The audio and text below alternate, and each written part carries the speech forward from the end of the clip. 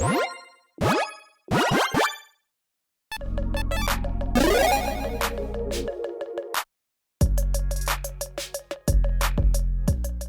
everyone, Mitch coming in from the Commander Score Studio. Welcome to the show. So, Lore of the Reasons, oh my goodness, we're gonna keep going. Lore of the Rings, spoiler season. I combined rings and spoiler season, I think, and I got reasons, and I also left my screen on over there.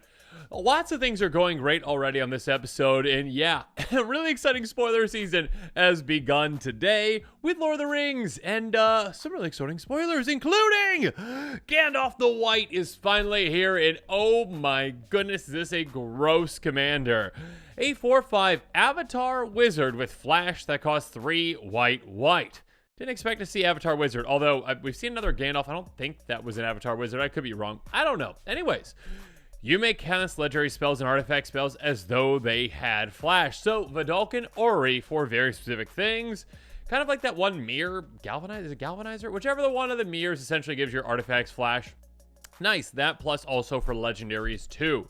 And again, this having Flash means that you can do some really crazy plays with it where you're like, yeah, I just got 9 mana stored up right here and boom, boom, boom, boom, boom. Just putting down a lot of different things, especially with maybe some cost reducers out there that we'll talk about here in a little bit. But yeah, very exciting. Out of nowhere it plays. And of course, the big part of this, though, isn't even that Vedalken Ori aspect. If a legendary permanent or artifact enters the battlefield, entering or leaving the battlefield causes a triggered ability of permanent you control to trigger. That ability triggers additional time. Basically, Panharmonicon on Gandalf. Harmonicon, whatever we'll call it that. Legendary permanents, artifacts specifically, but still, you can get an absurd amount of value doubling up ETBs and LTBs. So it's like Panharmonicon, kind of like with Teysa too, as well in a bit. It's like very specific Pan and Death Harmonicon for legendaries and artifacts. The power potential is pretty potent. Don't know why I just decided to do all those, alliterations, but I did. So, hey, you can do some crazy things again. Out of nowhere, flash in some powerful effects, some powerful ETBs, some powerful, LTBs that you can take advantage of as well.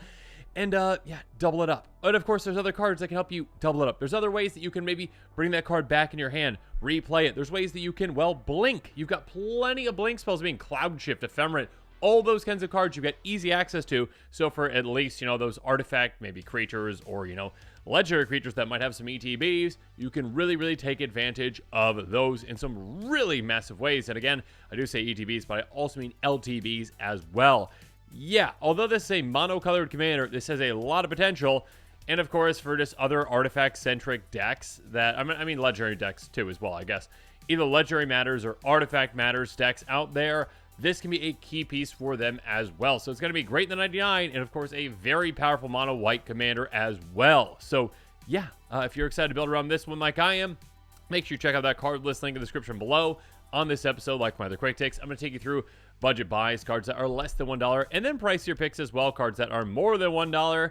And let's start things off with my cards. Let's start with the budget buys that you should be considering for this brand new commander. One of the first ones that came to my mind was Ichor Wellspring, an incredibly simple card.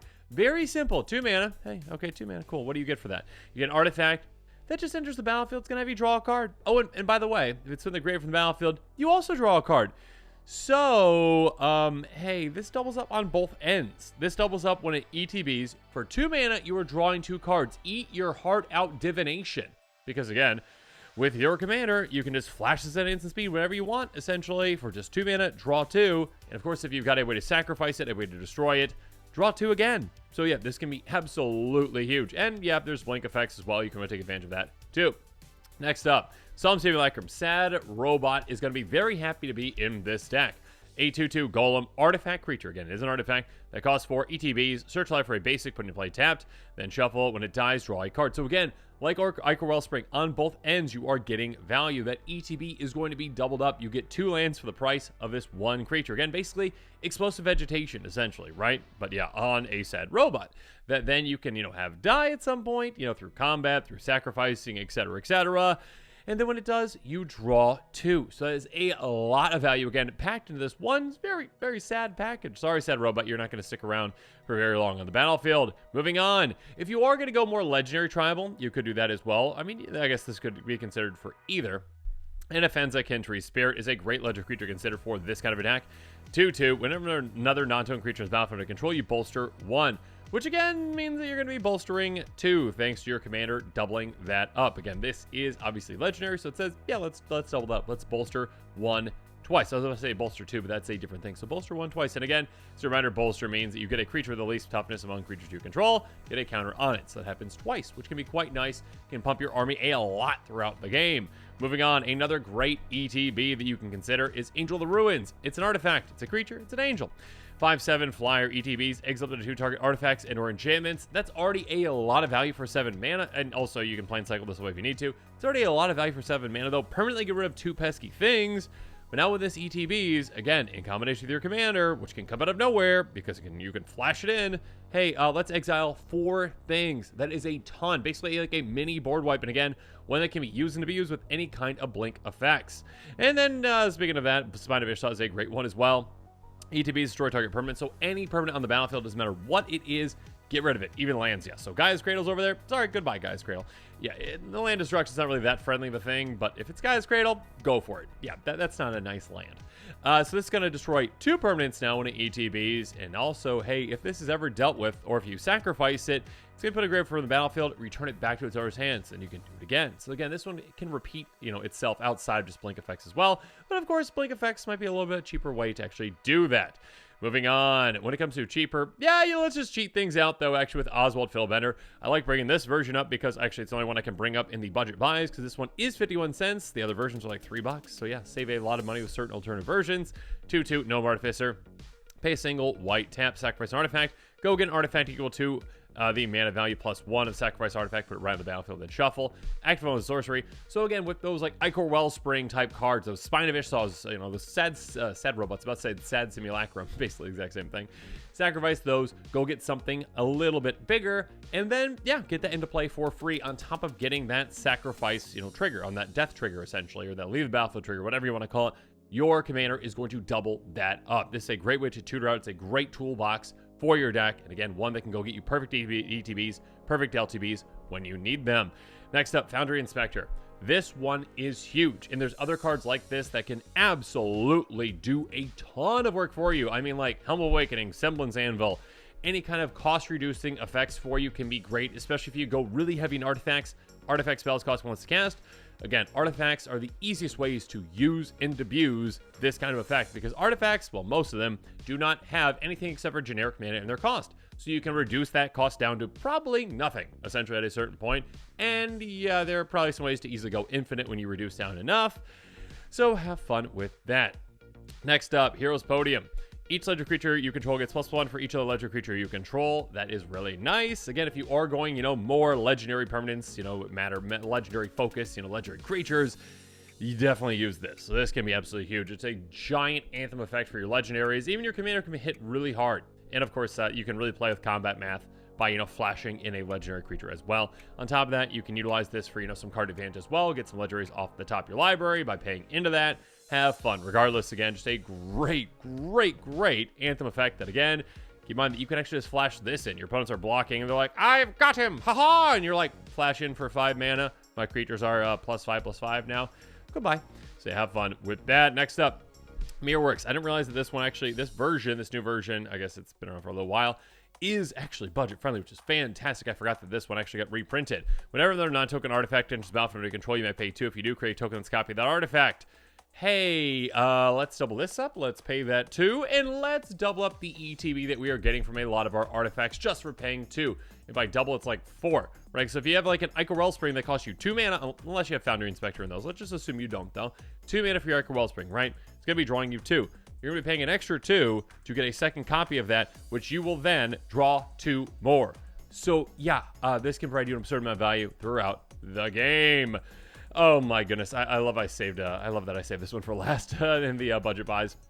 Urza's Ruinous Blast. This thing is gross, this thing is disgusting, and now it's even more gross and disgusting. Legendary sorcery. But again, you can flash it in because your commander says legendary, right? Actually, now this is where, during these quick takes where I probably make a mistake. Okay, just double checked, and no, I didn't make a mistake on that. Again, Gandalf says legendary spells have flash, but Gandalf cares about legendary permanents, ETBing or LTBing. So yes, your legendary spells, including this one, even though it isn't a permanent, you can cast at flash speed. So basically this is just an instant, and you say, hey, you know what? I don't like a lot of the things on the battlefield. Let's exile all non-land permanents that aren't legendary. So again, yes, this can work in an artifact version for this commander, just as a panic button 5 mana, get rid of everything essentially. But again, in a legendary tribal essentially version of this commander, this is going to be a one-sided board wipe at instant speed for 5 mana. Set yourself up to win, ruin your opponent's lives. What's not to love about that? Moving on, speaking of what's not to love, let's move on to the pricier picks. Maybe these cards are in your budget. They're not in mine, but they can definitely help you out. Panharmonicon is an incredible card for this commander. Artifact that costs 4. If an artifact or creature in the battlefield causes a triggered ability of a permanent you control to trigger, that ability triggers additional time. Does that sound like familiar at all? Just a little bit? Yeah, this is basically kind of like the beginning of all these like doubling up effects when it comes to ETBs, LTBs, etc., etc., etc. This one doubles up your ETBs, and it basically says, you know what, Gandalf, let's work together. Let's just make these absolutely crazy. So many ETBs, it's unnecessary, essentially. And again, this one does count all kinds of creatures, so not just legendary. It doesn't count other kinds of legendary permanents, though, so keep that in mind. That being said, it does count artifacts specifically as well, so it can double those up too. So again, Ichor Wellspring plus this plus Gandalf, draw an absurd amount of cards. Moving on, Yoshimaru Ever Faithful. This one's fun. Whenever the legendary permanent enters battlefield under control, you get a counter on this. Again, if you are going legendary tribal, especially, hey, this can become absolutely massive in absolutely no time. Doubling up that trigger, getting more and more counters on this. The bestest of boys, except for my dog, of course, which is a much better boy. No offense, Yoshimaru. But yeah, a fantastic 1-drop to include in your deck that become absolutely massive. The biggest creature on the board in absolutely no time. Next up, Lord of the Third Path.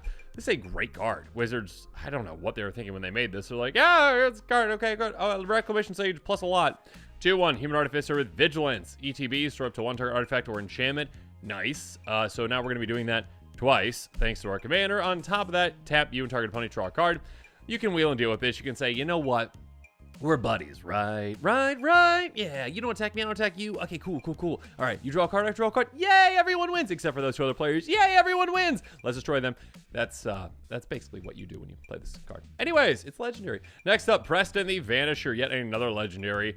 That actually goes infinite pretty easily with certain things, but you're probably not going to use that infinite combo in this deck, but you might. Regardless, a 2/5 Red Wizard. Whenever another non-token creature enters the battlefield under your control, wasn't cast, create a token's copy of that creature except it's a 0/1 white illusion. So essentially, if you've got a lot of those blink effects in your deck, yeah, consider this. Because again, this doesn't allow you to double up on, or to double on the creature when it is cast, but if you do blink those creatures, which again, you have a lot of incentive to do so, you can get a ton of value out of this, making a copy of it. And again, if that copy has an ETB, you get that ETB twice too, again, thanks to your commander. So keep that in mind. On top of that, you can pay 1 white, sacrifice 5 illusions, and just exile another permanent, so have fun with that too. Next up, Might Stone and Weak Stone. Already a good card, very good in this deck. Enters the battlefield, choose 1, draw 2 cards, or target creature gets -5/-5 until end turn, or you can tap it for 2 mana. It can't be spent to cast non-artifact spells, so basically, a mana rock that isn't the most efficient, 5 for tapping for 2, and again, there is a restriction on it. That being said, again, hey, you're going to be casting a lot of artifacts, especially an artifact build with this commander. You can flash this in. This can be a removal spell, or a draw spell, or both, because you get to double up on that ETB. So yeah, draw 4, -10, -10, whatever you need to do. Have fun with this. Oh, gross, I forgot to include this. Portal to Phyrexia. Speaking of fun, for you and not your opponents. 9 mana artifact, but it's well worth it because when it enters battlefield, each one sacrifices 3 creatures. But again, if you have your commander in play, you're just going to flash this in for 9 mana when someone's like trying to attack you, and they're like, I shall destroy them. I've got my giant army. Here we go. Roar! And then you're like, flash it in for 9. Everyone else sacrifice 6 creatures. Goodbye, army. Gross. At the beginning of your upkeep, put target creature card from a graveyard on the battlefield under control. It's a Phyrexian as well. So also, you know what? This doesn't double up. But have fun just getting creatures for free out of graveyards after you wiped everyone else out.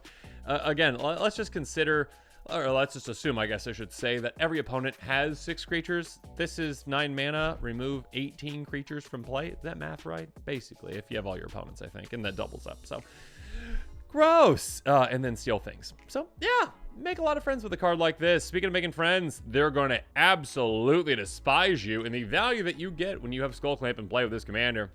Equip creature gets +1/-1. Whenever equip creature dies, draw 2 cards. This, again, with tiny creatures, you can actually just take them out on your own. You can just take out your own tiny creatures and draw 2 cards. But again, your commander's like, hey, you know what? You deserve more cards. Let's double up that LTB now, too. Go draw 2 more. So, again, for just a creature dying, could we just say 1/1 token? You draw 4. And then you just pay 1 to equip it to something else, and then you do it again. Insane. And yeah, 1/1 that actually wants to get taken out is Mirror Retriever. You can do it with this. When it dies, return another target artifact card from your graveyard to your hand. Already a great value in an artifact-centric deck.